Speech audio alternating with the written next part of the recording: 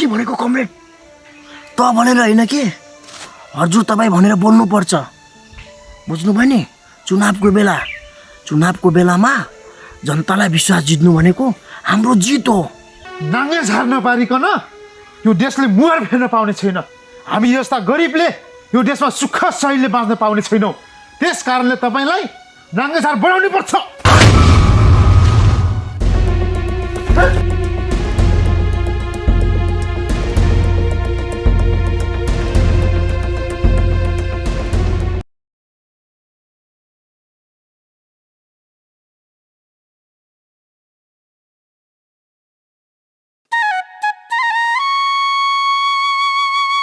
नेताज्यू, अहिलेको चुनावमा त हाम्रो जित पक्का छ।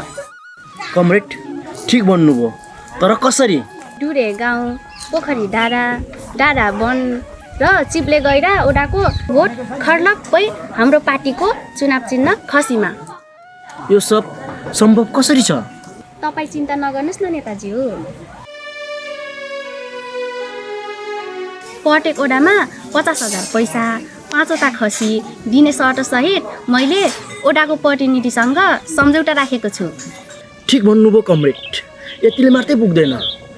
भोट माग्न प्रत्येक जनताको घर दैलोमा हामी आफै पुग्नुपर्छ। यति बेला जनताको विश्वास जित्नु हाम्रो जित हो। जामिनुहोस् कमरेड।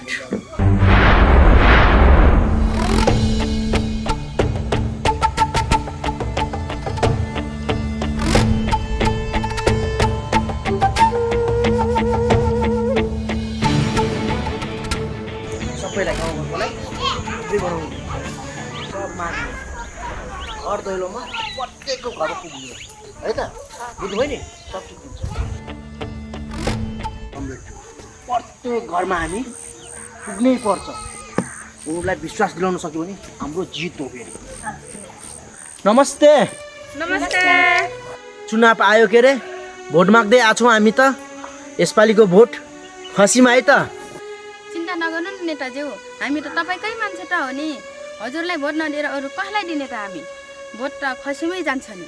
हो नि मम्मी। ल आउनुहोस्, हजुर हाम्रै पार्टीको पर्नुभयो के अरे। गाउँघरतिर घर दैलो गर्दै हिँडौँ। ल जाउँ। यसपालिको चुनाव हामीले जित्नुपर्छ है। ल आउनुहोस्, घर दैलो गर्दै हिँड्नुपर्छ।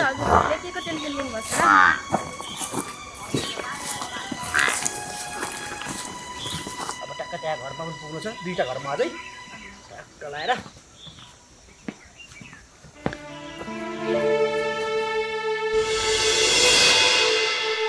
काइला, ए काइला, यता आइज त।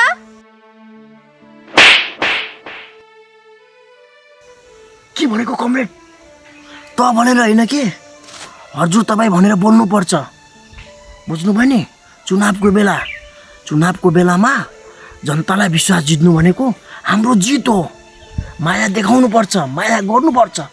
बुझ्नुभयो नि? बुझ्नुभयो न? ल काइला सर, यहाँ आइस्यो त। नेताजी पो आउनु भएको रहेछ। नमस्कार नेताजी। नमस्कार। भोट माग्न आउनु भएको होला। गएको चुनावदेखि बल्ल मुख देख्न पाइयो त हो तपाईँको त। अहिलेसम्म कुन ढुला लुकेर बस्नु भएको थियो। के भन्न आउनुभयो कुन्नी? हाम्रो पार्टीले देश र जनताको काम गरेकै छ त। कुन्दुलोमा लुकेछ भन्नुहुन्छ? हजुरहरूकै राम्रोको लागि लागिरहेछु म। हो नेताजी, काम त हजुरले धेरै राम्रो गर्नुभयो। देशका लाखौँ युवा जति सबै विदेश पठाउनु भयो। दिनकै 12-15 हजार युवा देश छोडेर मरुभूमि जान बाध्य बनाउनु भयो। लाखौँ आमा बाबुको काख रित्तो बनाउनु भयो। महँगी हेर्नु त कहाँदेखि कहाँ पुर्याउनु भयो। ए बाबा, हो नेताजी, हजुरले त धेरै राम्रो काम गर्नुभयो। चुनाव जितेर धेरै राम्रो काम। यहाँभन्दा सेवा अरू के हुन सक्छ नेताजी? कमरेड, 1 गट्टी पैसा निकाल्नुहोस् त।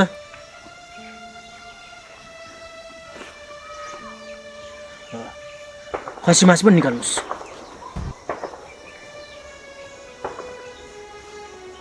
कैलाजी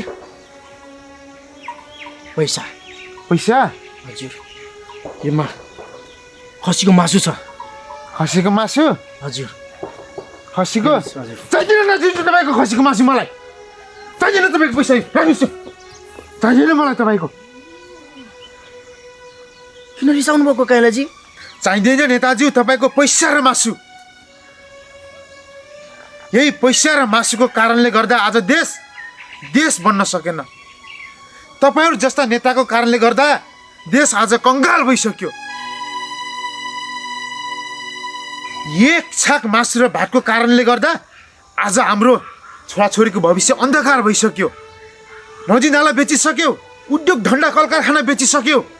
आज हाम्रो देश बेच्नको लागि तपाईँहरू भोट किन्दै हुनुहुन्छ अझै।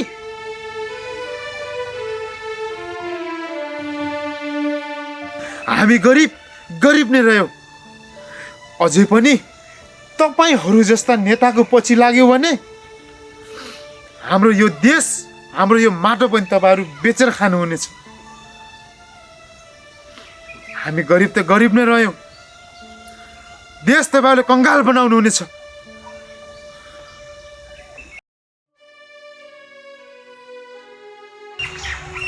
भोलि हामी नेपाली हो कि होइन भन्ने दिन आउन सक्छ।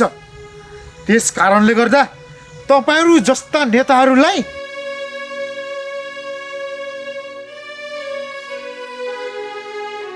नाङ्गे झार्न पारिकन यो देशले मुहार फेर्न पाउने छैन। हामी जस्ता गरिबले यो देशमा सुख सहीले बाँच्न पाउने छैनौँ। त्यस कारणले तपाईँलाई नाङ्गे झार बनाउनै पर्छ।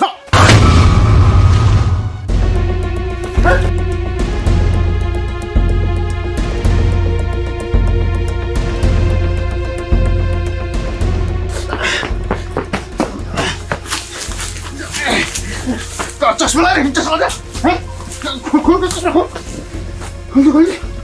खै रसी कहाँ छ रसी? तपाईँ जनतालाई दुःख दिने होइन।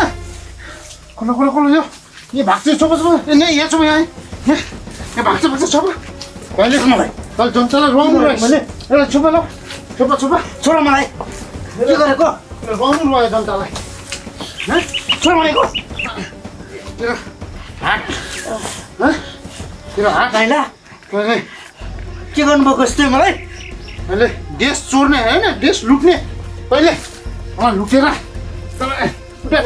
बान्डियो उसलाई पछाडि बान्डियो अझ बान्डियो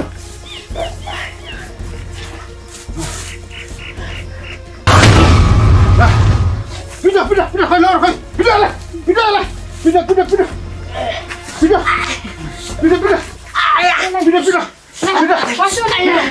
नेता होइन चोर बिराए गल्ती गर्दैन अबदेखि बिराए अबदेखि गर्दैन यस्तो प्रभु यसो नगर्यो।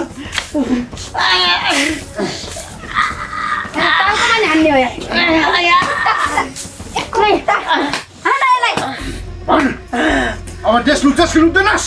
लुट्दिनँ। देश लुट्छस् कि लुट्दैनस्? लुट्दिनँ। हामी यस्तो सोझो गरिलो दुःख दिन्छस् कि दिँदैनस्? दिँदिनँ। कमरेड तपाईँहरूले मलाई के गर्नुभएको यस्तो? अझ के गर्नुहुन्छस्? हैला के गर्नु छोडिदिनुहोस्।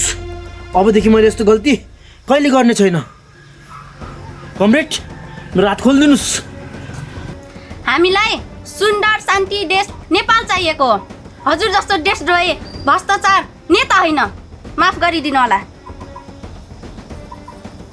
हुन्छ गल्ती धेरै गरे, देशका जनतालाई धेरै दुःख दिए। गल्ती गरेको सजाय भोग्न म तयार छु।